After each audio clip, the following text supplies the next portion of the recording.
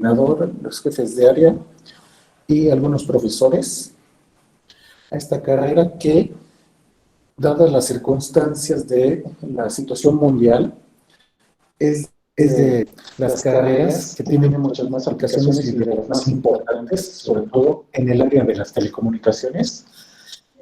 Y como siempre mencionábamos, el área electrónica, hacia donde quiera que ustedes miren, van a encontrar una aplicación de electrónica.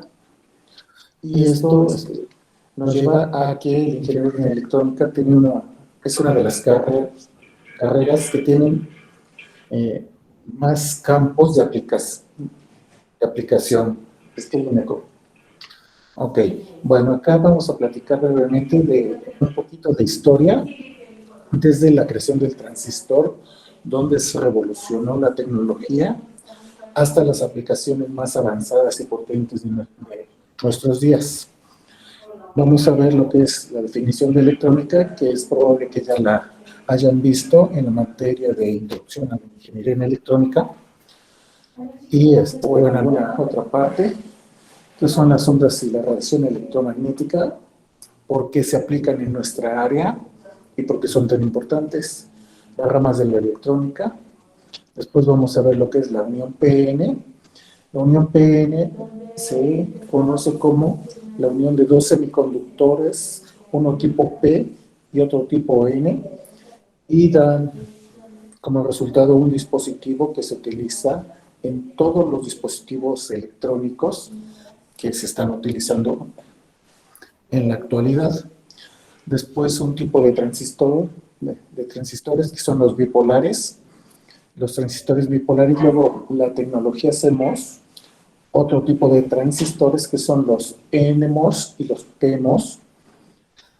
Y finalmente la tecnología que ahorita está a la vanguardia, que de hecho ya hay una nanotecnología, que son los nanotransistores, son los transistores, los FinFETs, y usan una tecnología que se llama SOI, o una técnica que significa silicio sobre aislante, es Silicon Insulator. Y al final una línea del tiempo de la electrónica, desde la invención del transistor hasta nuestros días, hasta su definición de electrónica. Y esto es bien importante que nosotros como electrónicos lo manejemos y lo entendamos. Y según el diccionario de la Real Academia de la Lengua, electrónica o electrónico tiene 4 definiciones. La primera es el adjetivo de la física, es perteneciente o relativo al electrón, perteneciente o relativo a la electrónica. Sí, permítanme un segundo.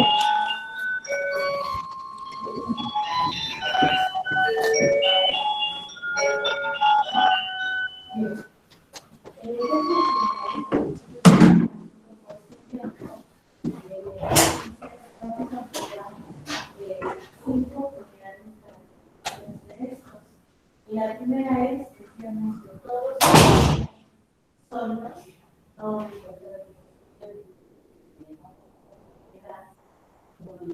el estado de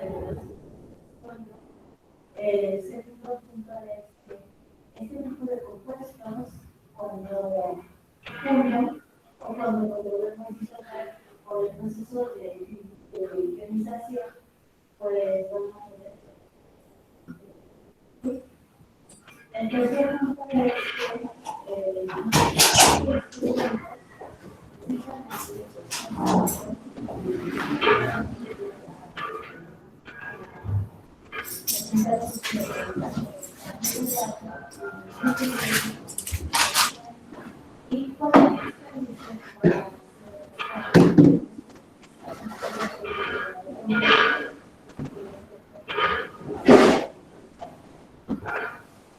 la foto que ya está registrada no es más con la solubilidad. Entonces, debemos de que cuando se forma el negativo, solamente que tienen polos permanentes o muy intensos, van a ser los que van a poder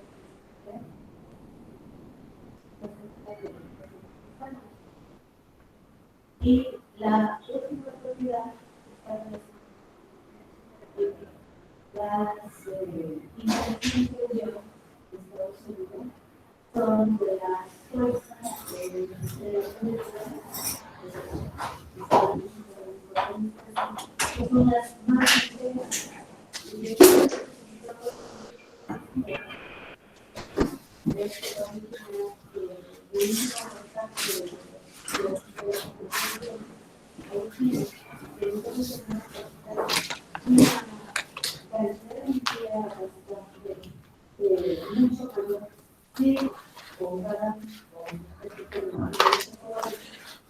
Sí, ok, ya revisé.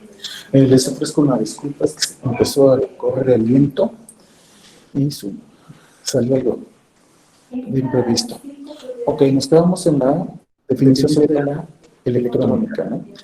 La tercera es que funciona mediante la electrónica. Cuarta es especialista en electrónica. Y 5 es una definición de la ciencia electrónica, que es estudio y aplicación del comportamiento de los electrones en diversos medios, como el vacío, los gases, los semiconductores sometidos a la acción de campos eléctricos y magnéticos. Entonces les comento que la electrónica es una parte de la ingeniería eléctrica que es una rama de la física. Entonces, nosotros todos nuestros funcionamientos están basados en la física. Y otra, las definiciones que se van a encontrar. Bueno, ramas de la electrónica. Es bien importante que entiendan que, bueno, de la electrónica solo hay dos grandes ramas. La electrónica analógica, la electrónica digital. Y por lo regular, casi todas las aplicaciones que nosotros estamos utilizando y que nos ayudan en el mundo actual, es una mezcla híbrida que se llama electrónica mixta y utiliza tanto partes de la electrónica analógica y de la electrónica digital. Aunque la electrónica digital ha tomado un papel muy importante en nuestros días, sobre todo por sus aplicaciones, nunca vamos a poder prescindir de la electrónica analógica, puesto que el mundo real es analógico. Y generalmente cuando se basa en sensores, todas las variables físicas como temperatura, voltajes, corrientes y otras, se miden de forma analógica, lo mismo que el sonido. De tal forma que, por ejemplo, los reproductores de MP3, o cuando oímos una canción en formato digital, para que se reproduzca el sonido tiene que haber una conversión del equivalente digital a su equivalente analógico, que va a una bocina, y eso produce el sonido. El sonido es una señal analógica. Dentro de todas las ramas que tiene la electrónica, nos podemos encontrar estas, que tenemos el audio, el video, electrónica automotriz, la bioelectrónica o electromedicina, la que tiene gran auge ahorita, que son las telecomunicaciones. Estas incluyen lo que es el internet, la telefonía celular, las comunicaciones satelitales, fibra óptica. Hay otra aplicación que tienen... ¿Sí? Perdón, es que salió un mensaje. ¿Tienen alguna duda? Hola, Doc. Buenas tardes. Sí, buenas tardes. Veo que está transmitiendo de dos fuentes de audio. ¿Puedo silenciar una? Soy Mauricio. Sí. Por favor. Sí. Es que si no se oye como un eco. ¿Ya se fue el eco? No. Entonces, Si quiere, yo le silencio aquí una de las dos. a ver, ¿ya? Le voy a silenciar la de la cámara. Ok. A ver, permítame tantito. Ahora sí. A ver. No, Ahora sí, ¿ya? escucha bien. Ya. Sí, ya. Lo que pasa es que prendí la tablet y con esa entro como otro espectador y veo lo que ustedes ven y así me ayudo para que... Es que sí. Bueno. Saliendo ahora sí ya se escucha bien, fuerte y claro. Sí, gracias. Bueno, nos quedamos de las telecomunicaciones, que ahorita es muy importante. De hecho, ya había tomado auge desde hace mucho tiempo, pero ahorita, por cuestiones de la pandemia, incluso se revolucionó porque no estábamos acostumbrados a las comunicaciones y las clases en línea. Ahorita tuvimos que adaptarnos. Ya vamos para hacer un año donde este tipo de comunicaciones pues son vía computadora, vía internet y utilizando señales electromagnéticas. Después vienen unas aplicaciones que se llaman MEMS, que son microestructuras que se basan en los principios de fabricación de los circuitos integrados electrónicos para hacer estructuras móviles o micromembranas o microsensores. La famosa robótica, que también tiene mucho auge, y va muy de la mano con la electrónica industrial. Generalmente es electrónica de potencia que maneja altos voltajes y altas corrientes, sobre todo porque son máquinas muy potentes. Las aplicaciones más famosas son las de las plantas automotrices o cualquier fábrica. La domótica, que se relaciona con el estudio y el diseño de las casas inteligentes.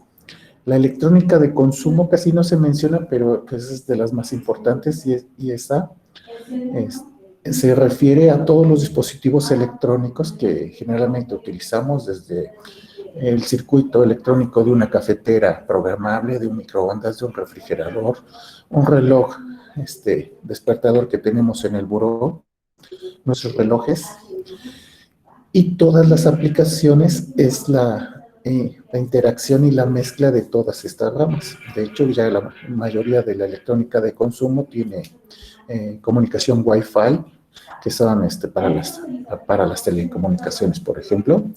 Y finalmente tenemos la optoelectrónica, que se refiere a dispositivos o aparatos que trabajan por medio de luz.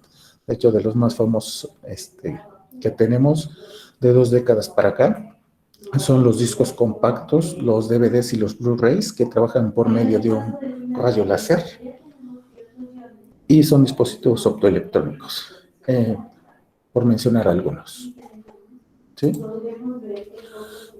La unión PN.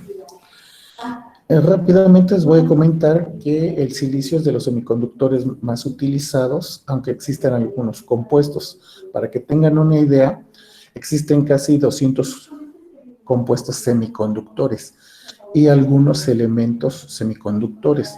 De los más famosos es el silicio porque es muy abundante en la naturaleza. Esto lo van a ver con mayor profundidad. Todos estos tópicos a lo largo de la carrera lo van a ver con mayor profundidad en las asignaturas. El silicio en la primera figura, la figura A, es una red didáctica de silicio plana que nos indica cómo se conformarían los átomos formando toda la red y compartiendo los átomos los electrones de valencia que tienen a su alrededor, compartiéndolos con los átomos de silicio vecinos para conformar la regla del octeto, que nos indica que todos los elementos en su última órbita deben de tener 8 electrones. Para el caso de la figura B, si nosotros impurificamos con fósforo, el fósforo tiene 5 electrones de valencia, de los cuales 4 logran aparearse y compartirlos con los silicios vecinos o con los átomos de silicio vecinos, y siempre va a sobrar un electrón. El electrón, como bien sabemos, tiene una carga negativa y la suma de todas estas cargas negativas da lugar a un semiconductor tipo N. Para el tercer caso, en la figura C, tenemos una red de silicio que fue impurificada con boro. El boro tiene la característica de que es un elemento trivalente, solo tiene 3 electrones de valencia. Por eso solo esos 3 se aparean con átomos de silicio vecinos y queda un átomo de silicio sin aparearse porque no hay un electrón, nos faltaría un electrón. Es sustituido por un hueco, donde el hueco es la ausencia de un electrón, donde tiene masa y también tiene carga positiva. La suma de todos estos huecos que tenemos es lo que da lugar en nombre a un semiconductor tipo P de positivo. Los huecos tienen carga positiva. Y así es como obtenemos los semiconductores tipo P y tipo N. Cuando nosotros juntamos un semiconductor tipo P y un tipo N, como nos indica en la figura, los electrones en exceso que hay en el semiconductor tipo N pasan al semiconductor tipo P y los huecos pasan al semiconductor tipo N y se forma lo que les llamamos una zona de vaciamiento.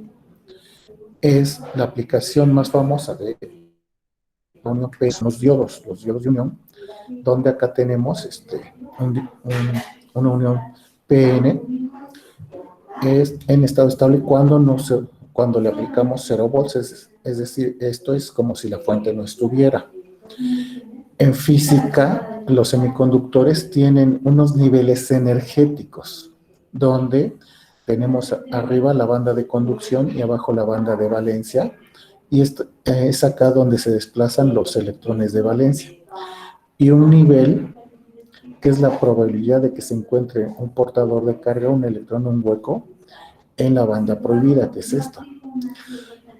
Al formarse la unión PN, el nivel de Fermi es único, por lo cual se alinea y forza un doblamiento de bandas entre las bandas de energía del semiconductor tipo N y del semiconductor tipo P. Esta es la ecuación de corriente de la unión PN o del diodo, donde tiene varias características, donde IS es una corriente de saturación y está multiplicada por un exponencial elevado al voltaje del diodo sobre un factor N que da el fabricante y un valor que se llama Vp, que es el voltaje térmico. El voltaje térmico está denotado por la constante de Boltzmann multiplicado por la temperatura sobre Q. Y este exponencial, bueno, menos 1, y este exponencial tiene la característica de que cuando el voltaje es negativo se hace muy pequeñito. Por eso en unión PN, cuando se le aplican voltajes en inversa o negativos, no conduce. La corriente es tan pequeñita que estamos hablando de corrientes en el rango de los nanoamperes, técnicamente 0. Cuando el voltaje aplicado se hace positivo, se entiende que es una polarización directa. Y por el exponente, en la propiedad de los exponentes es que son números que se hacen muy rápidamente, muy grandes, o se hacen pequeños muy rápidamente, de tal forma que cuando un voltaje aplicado llega a 0.8 empieza a crecer, en 0.9, de tal forma que cuando llega para acá, ya estamos hablando de cerca de 100 amperes o 10 amperes, pero cuando llega a 1, la corriente ya se elevó hasta casi 50 amperes. Entonces, en un rango de 0.2 volts aplicados, la corriente pasó de 0.1 amperes, casi 0, hasta 50 amperes. Son corrientes muy altas. Cabe mencionar que matemáticamente si podemos calcular corrientes hasta de millones de amperes, pero físicamente no hay material que lo resista. Esta es una de las aplicaciones más famosas de los diodos, que es un puente de diodos, y tiene la característica de que entre los pares de diodos que están cruzados, van a hacer que conduzca la corriente, y tiene que ser una corriente en modo de corriente alterna, un voltaje en modo corriente alterna, de tal forma que cuando viene una señal que pasa por el nodo 5, va a activar estos dos diodos, y eso va a hacer que conduzca, eso es la señal roja, este es el semiciclo. Entonces, cuando la señal roja es positiva, conducen a través de la resistencia, pasa la corriente, y los diodos que están en opuestos no conducen. Después, cuando la señal, como es una corriente alterna, ahora la señal que sale de la terminal negativa alimenta estos dos diodos, ahora están en polarización directa y se conducen, y los diodos que primero conducieron no conducen, están en inversa. Eso hace que, aunque sea el semiciclo negativo que viene de la terminal negativa, a través de la resistencia sigue pasando corriente. Y esa es la función, una de las funciones más famosas de los diodos, y este puente de diodos se lo van a encontrar muchas veces a lo largo de la carrera y de toda su vida profesional.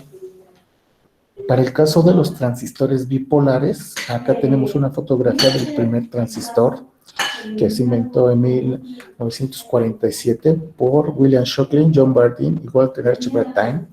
Estos tres físicos trabajan en los laboratorios Bell de Alexander Graham Bell, el inventor del teléfono. Después la empresa fue evolucionando, hubo varias divisiones y después absorbió AT&T, de tal forma que los laboratorios Bell ahora son la empresa AT&T, que tiene principales aplicaciones en telecomunicaciones.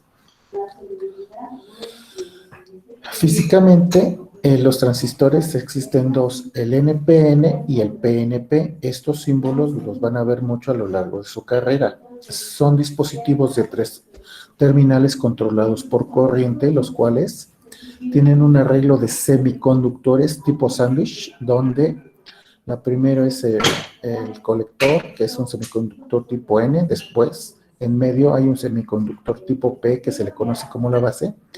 Y abajo tenemos otro semiconductor tipo N, que sería el emisor. Esto es para un transistor tipo NPN. Para el caso del transistor bipolar, PNP, acá el arreglo se invierte. Nosotros tenemos que, primero tenemos un semiconductor tipo P como emisor, en medio en la base un semiconductor tipo N y abajo en el colector un semiconductor tipo P. Este símbolo lo van a usar mucho, incluso puedo asegurar que algunos ya los conocen. El emisor siempre tiene una flecha y nos sirve para representar dos cosas. Una, esta flecha es una unión PN que acá tenemos, que es la base y el emisor. La flecha nos indica cuál es el emisor, que es una unión PN, y la dirección de la corriente. Para el caso de este transistor NPN, la corriente va a entrar por el colector y va a salir por el emisor. Para el caso del transistor PNP, es al revés, el emisor está arriba, donde esta flecha nos indica que es la terminal del emisor. La corriente entra por el emisor y sale por el colector.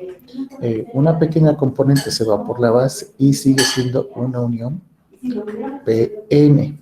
Estos símbolos es bueno que los reconozcan porque también los van a usar mucho. De hecho, es el principio de muchos dispositivos y aparatos electrónicos que se utilizan en la actualidad. Estas son las curvas características del transistor. Acá tenemos un transistor PNP y generalmente es la corriente de colector y esta es el voltaje entre base y colector. Y esta curva característica significa que, bueno, para los voltajes pequeños, primero la corriente se incrementa, pero llega un momento en que se estabiliza. Para diferentes voltajes aplicados a la base. Esta curva es muy similar, pero ahora corresponde a un transistor NPN, donde de igual forma, esta es la corriente del colector, y primero se incrementa de una forma lineal muy rápida y después se estabiliza para diferentes valores colector-emisor, que es lo que tenemos acá. Esta fotografía es la fotografía del primer circuito integrado.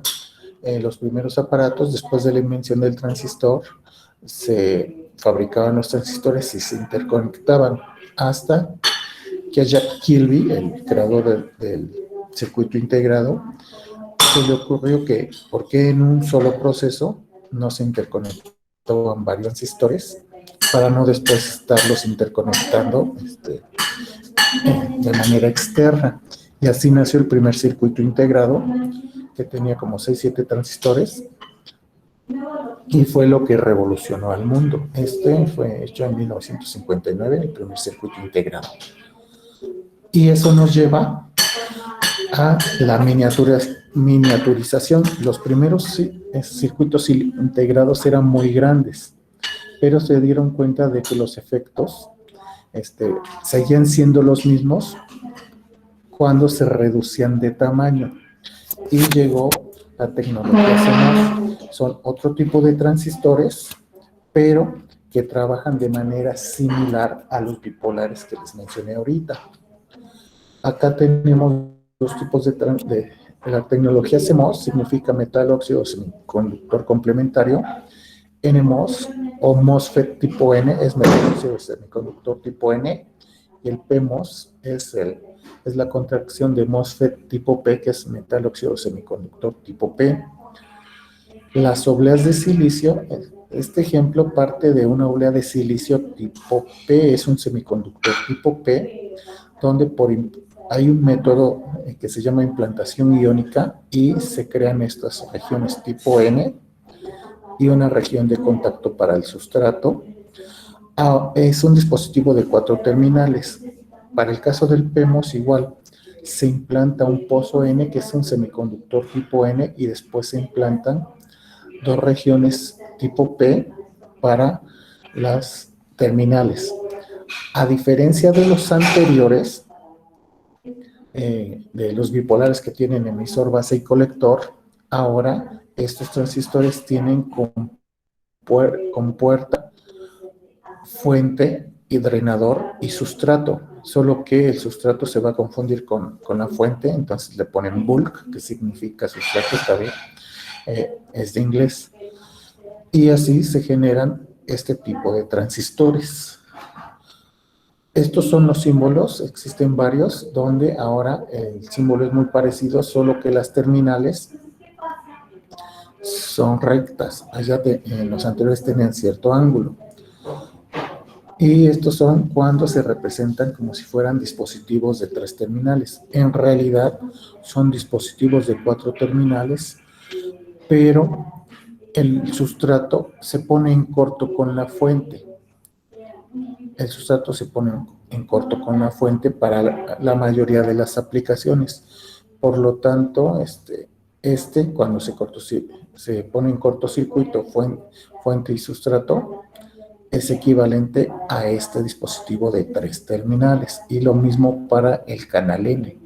Entonces, observen, igual, la fuente, igual que el emisor de los bipolares, tiene una flechita. Esta flechita también indica que es una unión PN, indica que es la fuente del dispositivo e indica la dirección de la corriente. Para este caso, la corriente entra por el drenador, pasa por debajo de la compuerta y sale por la fuente.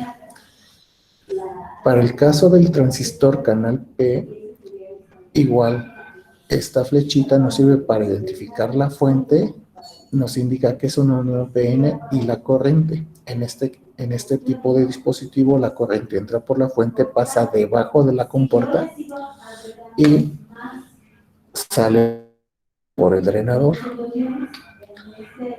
Y esta es la simulación. Acá tenemos el sustrato, la representación gráfica. Este es el símbolo del transistor NMOS y esta es su curva característica. Y la curva característica es similar a la del transistor bipolar, por eso todos tienen su misma curva característica. Ahora tenemos el PMOS, donde igual cambia nuestro símbolo. Esta es su representación gráfica y esta es su curva característica. Esta curva característica de los transistores también deben de conocerla porque nos indica cómo está funcionando el transistor. Lo mismo para voltajes. Cuando se empiezan a incrementar el voltaje, primero la corriente sube rápidamente, pero llega un momento en que se estabiliza. Quiere decir que a partir de este punto, los transistores entran en saturación y van a conducir. Pero la característica de estos transistores, de la tecnología CMOS, los NMOS y los PMOS, es que se pueden hacer a dimensiones extremadamente reducidas. Y eso fue lo que dio principio hace unos 20, 25 años a lo que es la microelectrónica. En la primera figura tenemos una micrografía del primer transistor MOSFET, y esta fue en 1960, aunque tiene 40 años. Estos son experimentos de laboratorio, donde cuando ya se llegó a comercializar tuvieron que pasar varios años. En la segunda tenemos otra micrografía de cómo ya se redujo, y tenemos que esta barra nos indica la dimensión, quiere decir que tenemos una longitud de compuerta de un poquito menos de 100 nanómetros, de 0.1 micras. Por eso son tan pequeñitos, que por eso caben muchos en un microprocesador. Finalmente, lo que está llegando ahorita, bueno, la teoría empezó hace varias décadas, como 2 décadas, pero de mediados del 2010, como del 2015 en adelante, ya las aplicaciones prácticas y comerciales se empezaron a dar. Esta nueva tecnología se llama SOI, que es silicio sobre aislante, y son transistores que se llaman FinFETs. Fin es la contracción de dedo, como es que se crea una compuerta como si fuera un dedito, aunque también fin en español significa aleta. Muchas traducciones les llaman transistores de aleta, y también son transistores de efecto de campo, pero tienen la característica de que estos sí son verdaderamente pequeños, de tal forma que ya se están construyendo dispositivos con tecnología de 3 nanómetros. Por eso estos ya son nanotransistores, y son los que estamos utilizando ya ahorita. Los nanotransistores o los FinFETs generalmente tienen un drenador y una fuente, pero la compuerta cubre todo, y esta es la famosa aleta, de tal forma que cuando se aplica un voltaje, se cierra acá el semiconductor y se conectan fuente, drenador y conduce. Pero se encontró que si se ponen varias, es como poner varios transistores en paralelo, se optimiza la conducción de la corriente, de tal forma que observamos que el espesor de este FinFET para esta representación es de 3.5, y esto fue basado en este artículo. Y así es como funcionan los FinFETs. Estas fotografías son de un microscopio de barrido electrónico, que son microscopios extremadamente de muy alta resolución, y nos puede ver estructuras a dimensiones extremadamente pequeñitas. Y de hecho acá observamos cómo son varias aletas, cómo se van formando, cómo se van grabando. Acá se ve, y acá se ve cómo se ponen las compuertas. Y esto tiene una dimensión de 5 micras. Acá no se ven, casi todos son de 5 micras. Bueno, acá hay un acercamiento. Esta resolución es de 2 micras.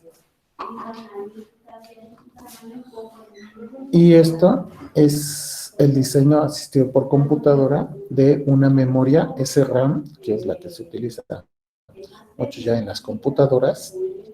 Y cómo se vería un segmento de una memoria.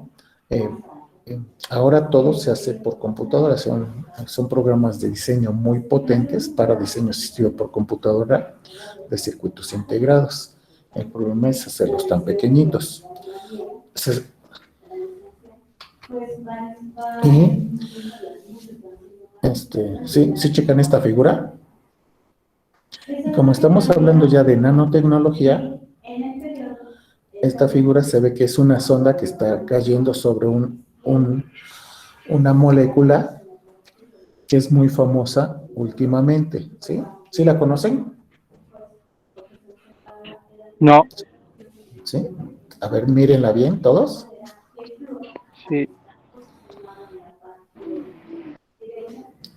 Esta microsonda es tomada en la virus, pero esta fotografía fue tomada en el 2009.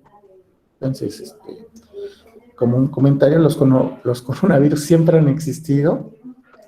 Es solo que esto fue una cepa muy agresiva y muy letal, muy más dañina, pero de hecho, epidemias por coronavirus que habían existido en China y en Arabia Saudita, porque el coronavirus tiene la característica de que se transmite entre mamíferos, pero hay algunos que sí se transmiten de mamíferos de otros animales hacia humanos y viceversa, y otros no. Entonces, hay algunos coronavirus que nos pueden llegar, pero inmediatamente se mueren porque el cuerpo humano no da las condiciones necesarias para que sobrevivan. El caso del coronavirus, del COVID-19, sí tiene las condiciones el cuerpo humano, por eso se produjo toda la pandemia que está ahorita. Pero esta fotografía de microestructura de una sonda no es nueva. Esta fue tomada en el 2009 y coincidió que fue algo que parece un coronavirus, ¿sales? Pero esto en términos de la nanotecnología, que ya tiene muchos años desarrollándose. Línea del tiempo. Ok, más o menos empezamos desde 1930, pero me voy a enfocar primero en el 47, cuando fue creado el primer transistor en los laboratorios Bell, como les mencioné anteriormente, y esto fue lo que revolucionó tanto la tecnología electrónica como pues hasta las últimas aplicaciones de nuestros días, y fue hecho por Shockley, Bardeen and Brattain, lo cual les valió que ganara el premio Nobel varios años después. Incluso John Bardeen después ganó otro premio Nobel de física, y solo hay 2 personas que han ganado 2 premios Nobel en diferentes ramas. Después viene que en el 51 se creó la primera computadora universal, en el 58 el primer disco duro, y también en el 58 el primer circuito integrado. Después en el 62 empieza la carrera espacial, se crea el primer satélite y fue lanzado, y en el 65 Moore fue otro científico que trabajaba con Kilby y predijo que la cantidad de transistores se iba por unidad de área, o la escala de integración en los circuitos integrados electrónicos se iba a duplicar cada 2 años, y esa es la famosa ley de Moore.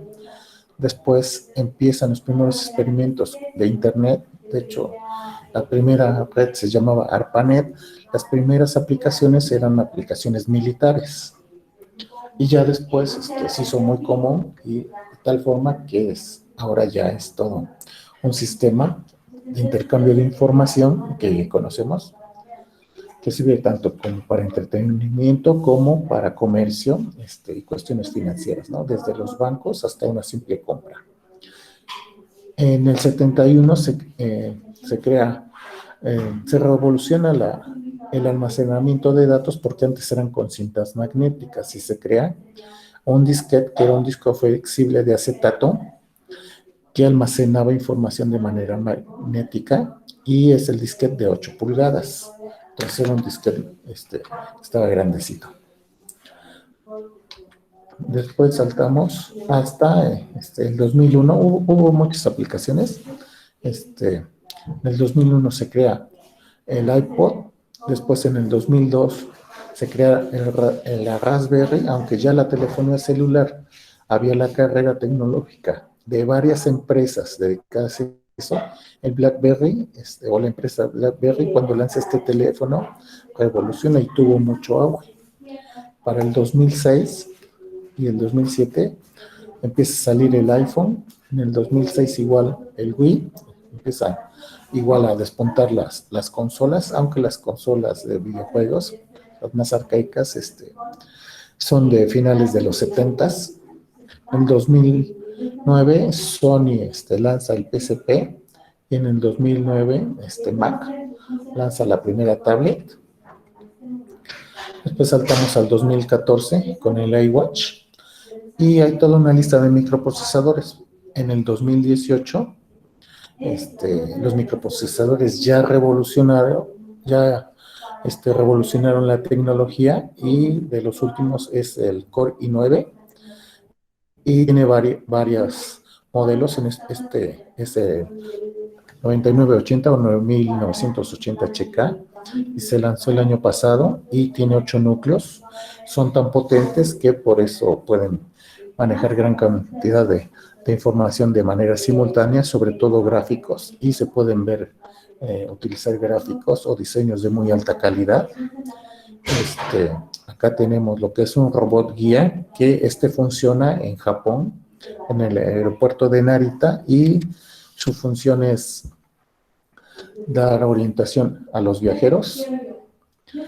Y el año pasado también se lanzó el iPhone 11, que ya tiene una tecnología que su chip se llama el A13 Bionic, y es una tercera generación, y tiene 8.500 millones de transistores y ya maneja una tecnología de 7 nanómetros. El iPhone 12, que se acaba de lanzar, ya tiene una tecnología de 5 nanómetros. Su procesador es un A14 Bionic, igual, pero ya tiene 11.800 millones de transistores, ¿sales? Acá está. Y bueno, es que hay dos, uno de 5 y otro de 7 nanómetros. Y ahorita Intel, que es de las empresas, en realidad existen muchas empresas de microprocesadores, hay como 50, pero Intel es de las más famosas. También acaba de lanzar el Core i9, el 3980, y tiene una tecnología de 14 nanómetros. Entonces se acaba de lanzar. Ok. Y esta es una fotografía con un microscopio de barrido electrónico. Solo así se puede ver. Es tan pequeñito que un microscopio óptico de los normales que usamos en el laboratorio de biología no tiene tanta resolución. Esta es una fotografía del microscopio del nuevo procesador, el A14, que utiliza el iPhone 12 de Apple. Aunque cabe señalar, es importante que lo sepan, Apple no fabrica sus procesadores. Existen muchas compañías que fabrican circuitos integrados, pero en estos momentos la líder es esta que se llama TSMC, que significa Taiwan Semiconductor Manufacturing Company, y ahorita es la empresa líder en la fabricación de nanotransistores y circuitos integrados o microprocesadores con tecnología nanométrica, donde trabaja alrededor de 5 nanómetros. Macintosh, esto ya está programado, ahorita ya están trabajando. El iPhone 13 no va a existir, ese no va a salir, se van a saltar al iPhone 14, y este es el que está programado para que salga el año que entra. Acá tenemos una tabla de lo que es el desarrollo de los procesadores de Intel, donde en 1971 se creó el 4004, que era un transistor que tenía, que es muy poquito, acá tenía bien poquitos transistores. Acá hay un error, esto se movió, tenía más. Pero el 8086, no, estos datos se movieron, son por miles, son 2300, 3500, 6000, Estos son 2.900, estos son 134.000, estos son 275.000 transistores, porque en la tercera columna tenemos lo que se llama la escala de integración, que son el número de transistores por milímetro cuadrado y el consumo de potencia. Entonces antes pues las potencias eran muy pequeñitas, casi no gastaban nada. Pero después cuando evolucionan los transistores de 16 bits, empieza a incrementar la escala de integración y la potencia consumida. Esto es importante porque a finales de cuentas esto se va a ver reflejado pues, en el recibo del telefónico. Para el 486, acá ya está bien, tenía 1.200.000 transistores y 14.000 por milímetro cuadrado, y se va incrementando. Del 486 y los años de lanzamiento, del 486 todo el mundo esperaba el 586, pero no salió, salió el Pentium. De hecho, todos, o sea, se manejaba que el Pentium era el 586 o su equivalente. Y después la tecnología Pentium fue evolucionando y también el número de transistores. De tal forma que cuando llegó el Pentium 4 ya rayaban entre los 169 millones de transistores en el 2004, con 1.251.852 transistores por milímetro cuadrado. Después del Pentium se hicieron procesadores en paralelo que le llamaron núcleos. El primero fue el Core 2 Duo, que tiene 2 núcleos y ya tenía 291 millones de transistores. El Core i7 tiene 774 millones de transistores y el Core i7 SB tiene 995 millones de transistores. Después se salta a los 6 núcleos con el i7 980 y el i9 7900, donde tiene 2.600 millones de transistores por el microprocesador. Y después, el año pasado, hace 2 años, perdón, se lanza el Core i9 3, 9900, que tiene 1.000 millones de transistores. En inglés dicen 12 billones, 12 billions, pero en español, billón significa 1 millón de millones.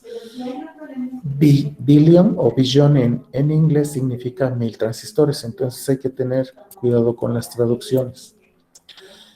Y el año pasado, el más potente, el Core i9 del 10.980 es Extreme, con tecnología de 14 nanómetros, tiene una cantidad que en la página de Intel no ponen cuántos transistores tienen, pero bueno, acá estamos rayando en lo que es la nanotecnología, tanto de microcomputadoras, labs y iPhones. Ok, ¿hasta aquí alguna pregunta? No.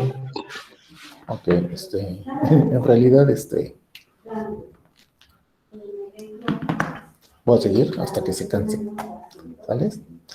Cuando alguien tenga alguna pregunta, me avisa. Miren, en alguna materia, sobre todo creo que en campos magnéticos, algo así, se van a encontrar, lo más importante son las aplicaciones de Maxwell, donde esto está relacionado con Hidalgo, porque el santo, orgullosamente hidalguense, fue el precursor del reloj teléfono. Y siempre fue el sueño del hombre comunicarse. De hecho, el santo es el precursor. Pero para eso nos remitimos con James Clerk Maxwell, quien se dio cuenta de que la luz era y logró medir su velocidad, y era una onda electromagnética. Y dedujo que había campos que eran perpendiculares, es decir, entre sí, si se pudieran ver, están a 90 grados uno del otro, donde un campo es magnético y otro es eléctrico, y se dispersan en forma senoidal, y eso dio lugar a las ondas electromagnéticas y al concepto también de los campos electromagnéticos, donde tenemos dos. El campo electromagnético, matemáticamente se denota por la letra E, y B, para los campos magnéticos. Estas son las ecuaciones para los flujos magnéticos, eléctricos, y la de abajo, la del flujo magnético. Sí, perdón, sí. Y esto se va a denotar por una ecuación muy simple, donde E va a ser igual a la magnitud del campo multiplicado por la función seno de una frecuencia omega t más un ángulo de fase. Y para el campo magnético va a ser la magnitud del campo por la misma función seno con el mismo argumento omega t más menos el ángulo de fase kx. La ventaja es que los argumentos de las funciones, ya sean senos o cosenos, son los mismos. Y esto nos lleva a que todas las ecuaciones se van a analizar por algo que se le conoce como frecuencia compleja. La primera ecuación, que es B de t igual al voltaje máximo, que multiplica un exponente elevado a la sigma t potencia por el coseno de omega t más un ángulo teta, perdón. Esa es la forma formal de todas las funciones de voltajes y corrientes. Y dependiendo de los valores de sigma y de omega, nosotros vamos a tenerla.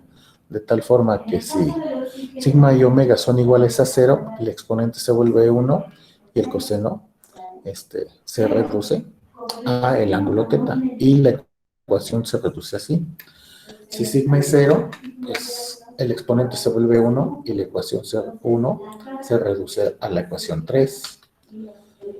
Si omega es 0, esto queda de esta forma y se puede denotar así, donde es el valor máximo por la exponencial elevado a la sigma t potencia. Y esto nos lleva a diferentes casos donde vamos a utilizar con ayuda de una variable que se llama S, que se le conoce como frecuencia compleja. Y la frecuencia compleja tiene dos valores, el sigma, que puede ser positivo y negativo, y la j omega, que usualmente puede ser igualmente positiva y negativa, solo que acá la denotamos como positiva. Y hay 4 casos fundamentales. Una, cuando S es 0, es decir, sigma y omega es 0, esta señal, pues E a la 0, pues nos va a dar 1, por lo tanto, el valor de salida va a ser B sub 0, o lo que valga K. En este caso, K siempre va a permanecer invariante en el tiempo, es decir, esta es la representación formal de un valor de voltaje constante, como por ejemplo las fuentes de 5 volts, siempre dan 5, matemáticamente se representa B vale 5, B sub 0 vale 5, y esto pues es elevado a la 0, por eso vale siempre 5 volts. Cuando omega vale 0, quiere decir que sigma puede tener dos valores, positivo y negativo, entonces la exponencial queda de esta forma, y cuando es positiva, como es una exponencial, se hace muy grande muy rápidamente. Pero si sigma es negativa, la misma exponencial nos indica que es un valor que se va a hacer muy pequeña muy rápidamente, hasta llegar a valores extremadamente pequeñitos, pero técnicamente nunca va a llegar a 0. Cuando no existe sigma, solo queda nuestra función, en este caso nuestro coseno, y eso quiere decir que pues es una señal cosenoidal. La cosenoidal es muy similar a la senoidal, solo que está desfasada a 90 grados. Y cuando las dos tienen un valor, nos va a dar esta función, que es la cosenoidal, con el exponente, por eso se hace muy rápido. Se va incrementando muy rápidamente, pero como el coseno tiene valores positivos y negativos, por eso alterna. Esto es para el caso cuando el coseno se multiplica por el exponencial que se hace negativo muy rápidamente, muy pequeño muy rápidamente, ¿sí? Y bueno, Con todas estas ecuaciones ya se van a estar peleando y estas son las representaciones matemáticas de las ecuaciones en términos de la frecuencia compleja que se utiliza para analizar circuitos electrónicos en modo de corriente alterna. Acá serían las representaciones. Pues si ese vale 0, pues este vale 100. Si omega vale 0 es más menos, pues es el exponente.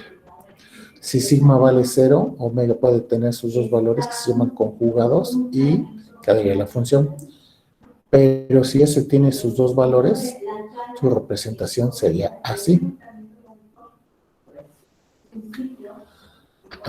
En caso del espectro electromagnético, el espectro electromagnético es la división de todas las frecuencias conocidas que tienen las ondas electromagnéticas, de tal forma que acá partimos de esta, bueno, acá de su magnitud. Cuando son frecuencias muy bajas, pues es una onda tan grande que es como un campo de fútbol.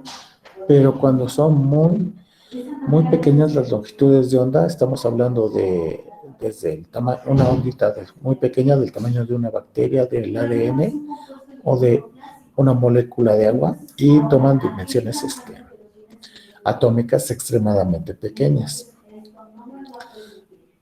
En términos de las aplicaciones, bueno, acá tenemos para las frecuencias más pequeñas son la transmisión de las líneas eléctricas, que son 60 Hz, después las torres de radio de AM, luego de FM, la de los teléfonos celulares.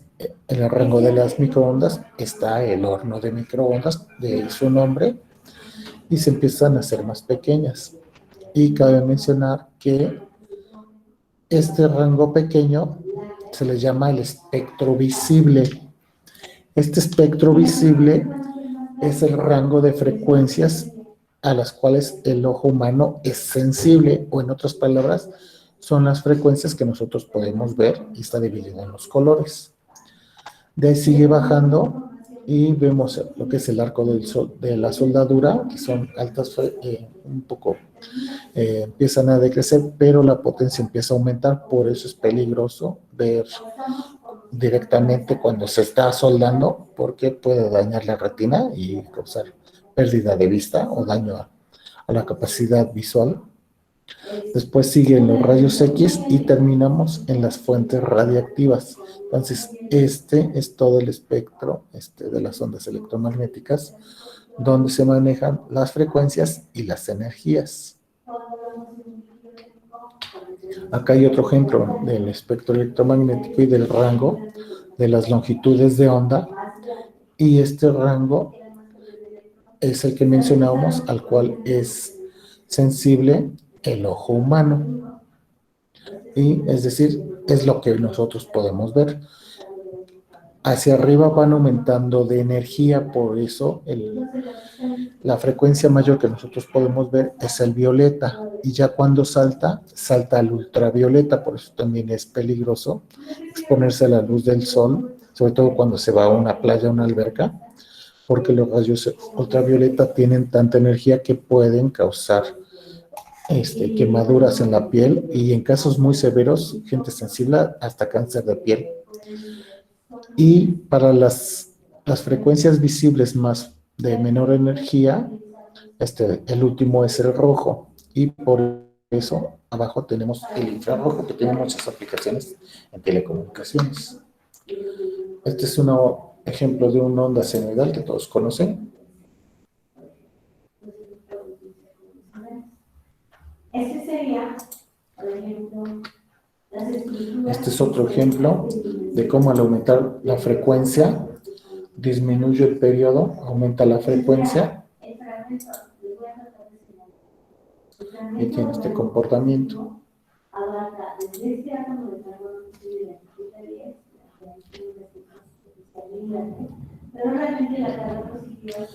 Y esta es la representación gráfica en el plano cartesiano y de manera gráfica de cómo conocemos una senoidal. Y esta representación se les llama fasores y es lo que nos va a servir para identificar análisis de circuitos RLC, es decir, circuitos con capacitores y con bobinas. Esto lo van a ver en un en un curso de circuitos, cuando utilicen circuitos con capacitores y con bobinas. Dependiendo, si hay más bobinas, el ángulo va a ser positivo. Si son capacitores, el ángulo va a ser negativo. ¿Sí? ¿Y cómo se representa?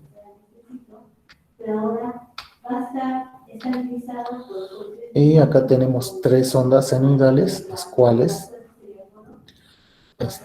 acá tenemos la representación gráfica y acá tenemos sus representaciones en fasores. Y la diferencia en grados, si lo podríamos parar, solo que no se puede. Ese es el ángulo de fase, es la diferencia en grados entre dos señales. Estas son las ondas electromagnéticas que les comentaba, que si podríamos ver, uno es el campo eléctrico, otro es el campo magnético, que forman 90 grados entre sí. Y esta es la representación de cómo se de cómo se transmiten los campos electromagnéticos. ¿Sí? Acá tenemos otro, donde es el campo eléctrico y B es el campo magnético. ¿Sale? Okay. Bueno. Okay. Miren, a grandes rasgos, lo que pasa es que todavía faltan como otras 20 diapositivas, pero supongo que ya están cansados y la plática estaba programada para 1 hora. Si gustan, podemos continuar la siguiente semana, el mismo miércoles. Y ahorita vamos a pasar a la etapa de preguntas. Y por favor, quienes tengan dudas o quieran preguntar algo, con toda confianza.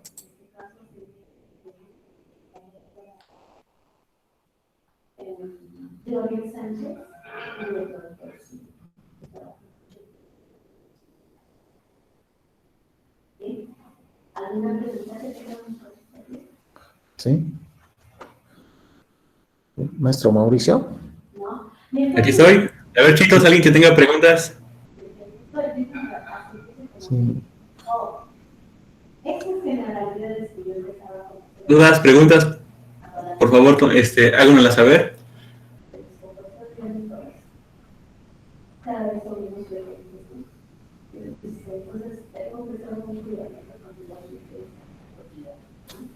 Ok, bueno, miren, esta plática... ¿Cree que alguien habló por ahí? A ver.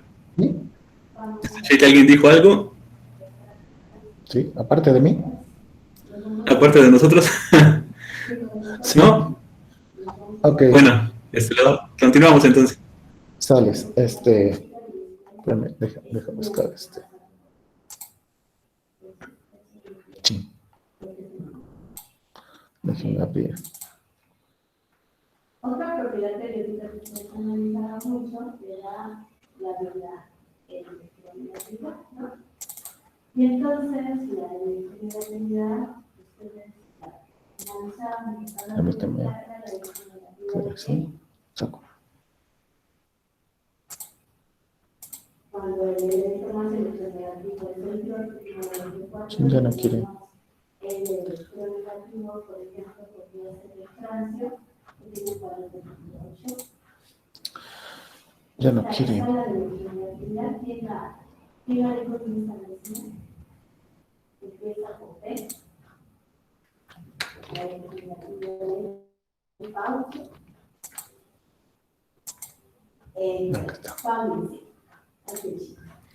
Ok, ¿ya pueden ver la presentación? Sí, Sí, ya se ve. Ok, ¿Sí se ve? ¿Sí, chicos?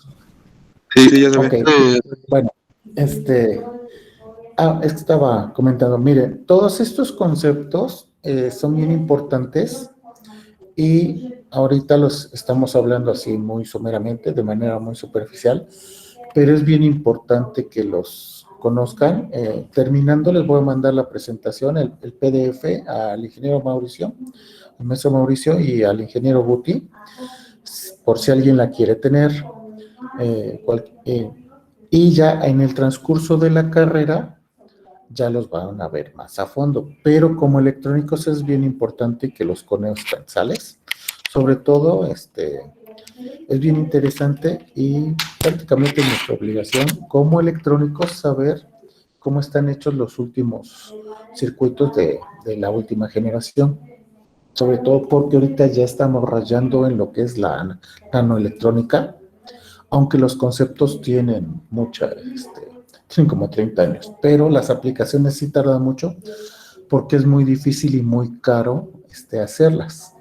De hecho, ahorita cuando estamos hablando de los últimos transistores que ya son de 3 nanómetros, es tan caro que muchas empresas están pensando si seguir o quedarse con una tecnología un poco más grande, pero grande me refiero a 7 o 9 nanómetros, que ya hay fábricas, ya hay aparatos que lo hacen y sale más barato. Entonces, todo depende de cómo evolucione la tecnología. Bueno, seguimos. Les comento cómo se transmite las señales. Acá tenemos una representación de dos antenas donde las antenas van a funcionar como emisor y receptor y hay un intercambio de ondas, ¿no? Entonces, esto es lo que nos representa esta figura donde una emite y la otra recibe y luego al revés. La que recibió contesta y vuelve a recibir y así y haces el intercambio de información. De hecho, este fenómeno está sucediendo ahorita cuando yo hablo y ustedes me escuchan y cuando alguien habla y yo los escucho, ¿no?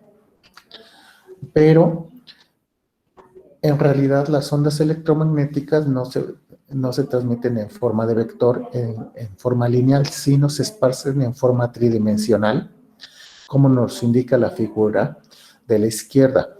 Quiere decir que hay un foco, y que es el punto focal, que se llama, que es el lugar de origen de la onda, y se esparce en todas direcciones, es decir, hacia arriba, hacia abajo y hacia los lados.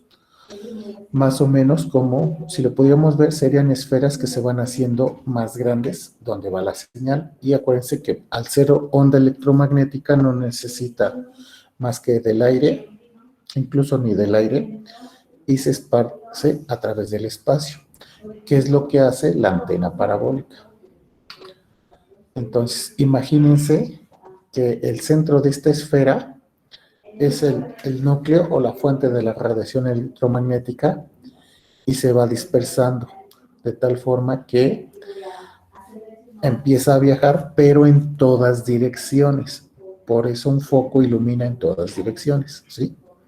Y, bueno, el foco es porque es la luz que podemos ver, pero en una antena, cuando la señal se genera y se transmite, incluso eso sucede en la antena de nuestros celulares, donde transmite la señal en todas direcciones. Entonces, imagínense, debemos tener un poco de, de imaginación para entender.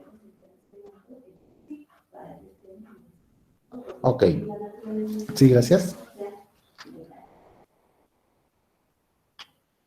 Es que me mandó un mensaje, perdón. Ahora, los satélites. ¿Cómo funcionan los satélites? Rápidamente, todo se debe a esta persona que es Arthur C. Clarke. De hecho, él era escritor de novelas de ciencia ficción, pero predijo que hay una distancia a la cual todos los satélites están viajando alrededor del ecuador de la Tierra. Los satélites están viajando a grandes velocidades, pero tal pareciera como si estuvieran fijos, anclados a un punto sobre la Tierra. Por eso las antenas parabólicas se orientan hacia su satélite y conforme va girando la Tierra, el satélite se va moviendo, pero a la misma velocidad de rotación y parece que estuvieran fijos, pero no están fijos. Por eso las antenas nunca se mueven, solo de vez en cuando se reorientan, ¿no? Esto sucede alrededor de casi 35.900 kilómetros. Y esa es lo que se le conoce como el cinturón de Clarke. Existen muchos satélites y muchas compañías que se dedican a la transmisión. Más o menos esta figura nos indica la mayoría de los satélites, aunque ya debe de haber algunos y uno que otro que ya también dejó de funcionar porque tienen una vida útil como todo, y son los que están en torno del ecuador, que acuérdense que es la línea imaginaria que divide a la Tierra en el hemisferio norte y el hemisferio sur, y todos tienen su lugar y su posición, ¿no? Este es más o menos un aproximado de todos los satélites que están, ¿no? Pero esta fotografía tiene varios años, en esta imagen tiene varios años. Sería bueno buscar una actualización. ¿Y cómo funciona? Pues muy fácil. Las dos estaciones que se encuentran en la superficie del planeta se llaman estaciones terrenas, donde toda la información la convierte en onda electromagnética y la dirigen al satélite.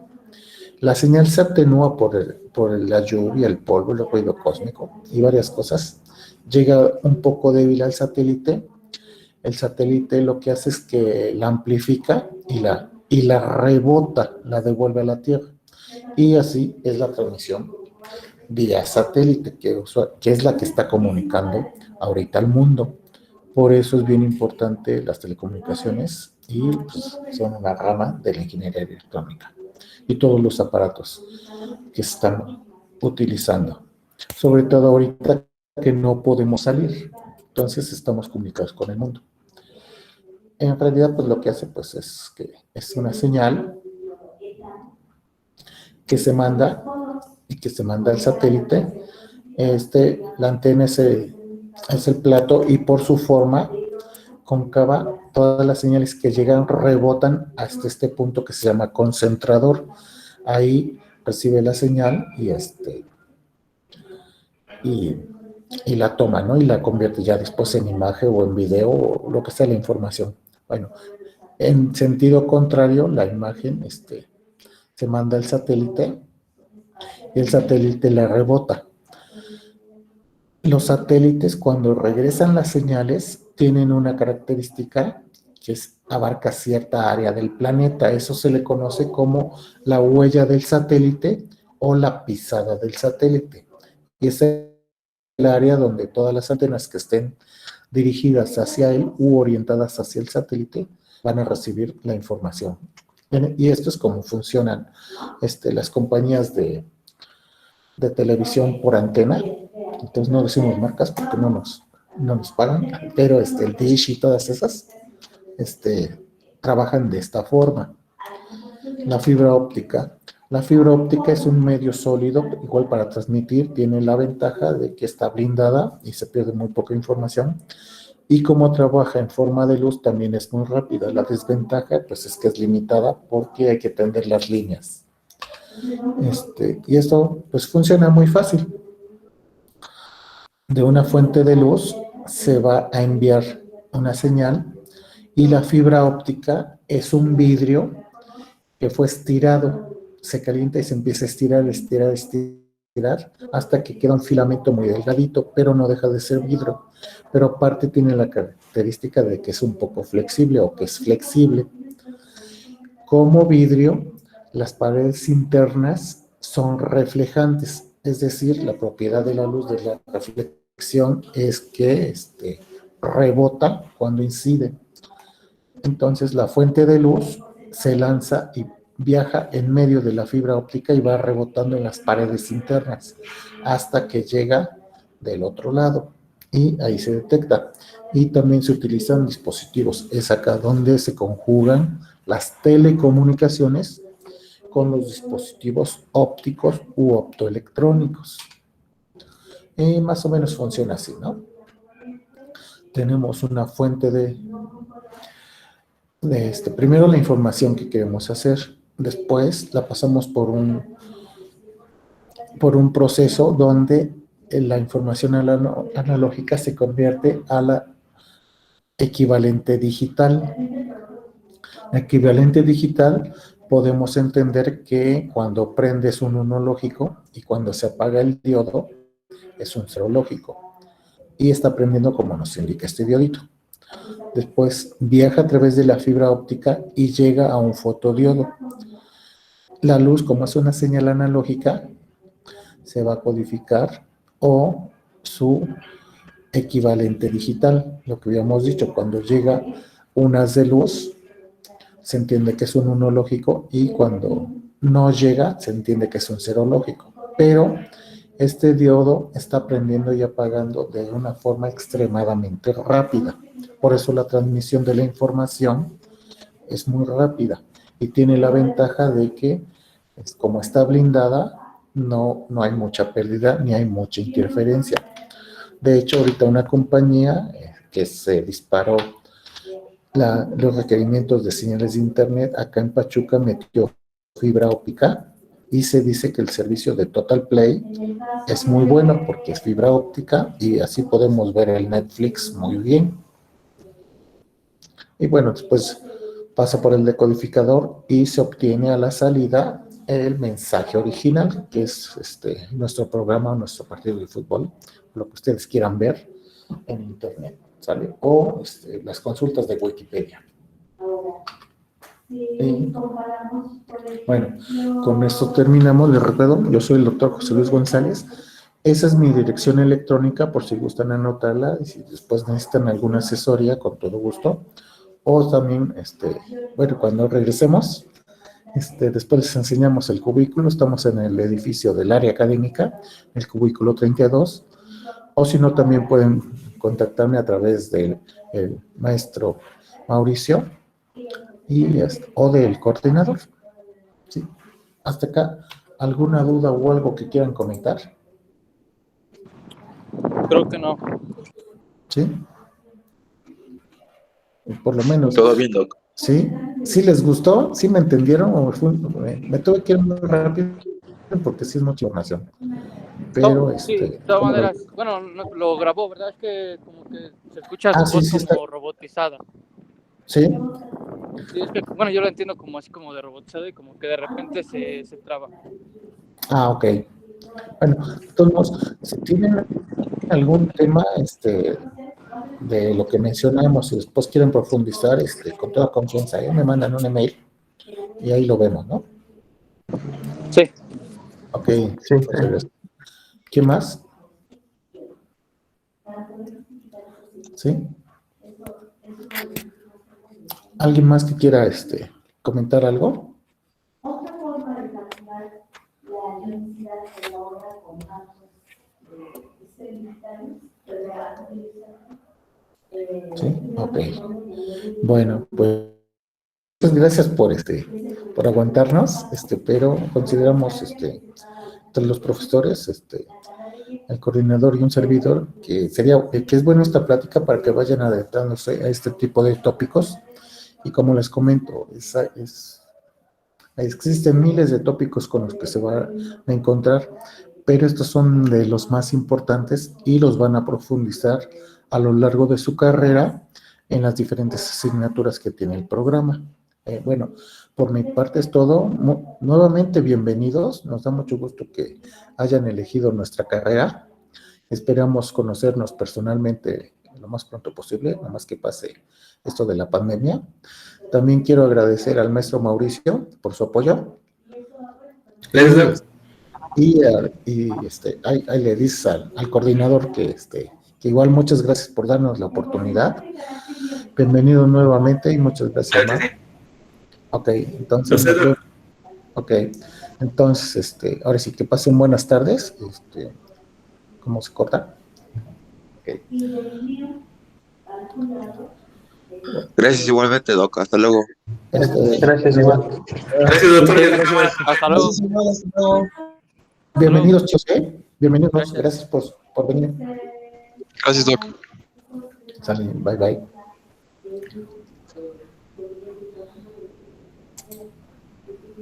En la carga de elección, en este caso, como